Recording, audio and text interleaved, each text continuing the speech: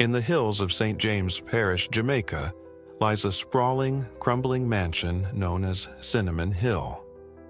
Once a retreat for the legendary Johnny Cash and his wife, June Carter Cash, the estate has long been rumored to harbor secrets darker than the tropical night surrounding it. When Megan and her paranormal investigation team decided to explore the house, they knew it would be the centerpiece for their YouTube channel's most ambitious project yet. A haunted house with a connection to a music icon? Views would pour in, but none of them were prepared for what they would uncover.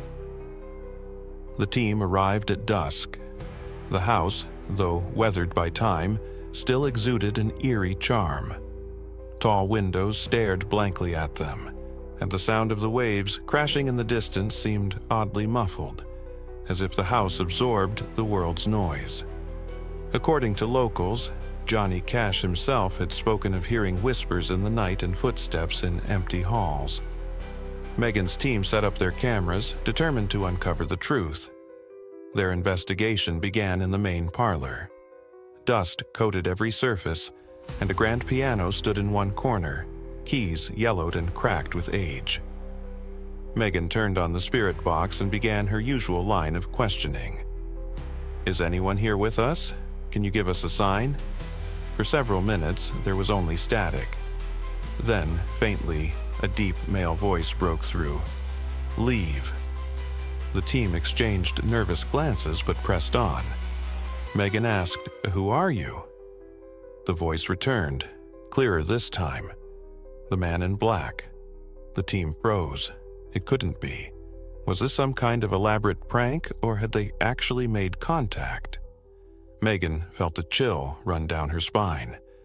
They decided to split up, a classic mistake but necessary for their full sweep of the house. Josh, the team's tech expert, headed to the upstairs bedrooms where Johnny Cash was said to have heard the most activity. Armed with a thermal camera, he moved cautiously through the halls. One room in particular felt oppressively cold. As he entered, the air grew heavy, and his camera picked up a figure sitting on the bed. "Megan, I'm seeing something," Josh whispered into his walkie-talkie, his voice trembling. "It's just sitting there, staring at me." Before Megan could respond, the figure on the thermal camera turned its head sharply toward Josh. The screen went black, and the walkie-talkie emitted a high-pitched screech before going silent. Downstairs, Megan and Sam focused on the dining room, where they'd set up a motion detector. The device suddenly lit up, though no one was in its range. Sam pointed his camera at the doorway just as a shadow moved across it. Megan called out, "Who's there?" But the only reply was the creak of the floorboards. A sudden, low hum filled the air. It was melodic, almost mournful. Megan's eyes widened. "Do you hear that? It's a song." Sam nodded, his face pale. "It sounds like hurt." The melody echoed through the room, growing louder, more distorted, until it was an agonizing wail. The lights they'd set up flickered violently, and the room's temperature plummeted. Megan grabbed the spirit box and shouted, "What do you want from us?" The box crackled, and a chilling response came through. "To remember."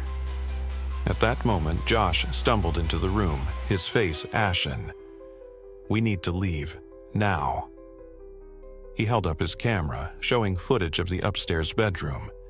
In the video, the figure on the bed slowly rose, its face obscured, but its silhouette unmistakable.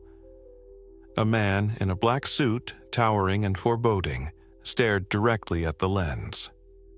The team didn't wait to see what would happen next. They packed up their equipment and fled the house. Later, as they reviewed the footage, they found audio clips that hadn't been audible in real time. Among them was a gravelly voice humming "Ring of Fire" and a chilling whisper, "This is my house." The video went viral, sparking debates across the internet. Was it truly the spirit of Johnny Cash, or had the house absorbed the energy of its troubled past?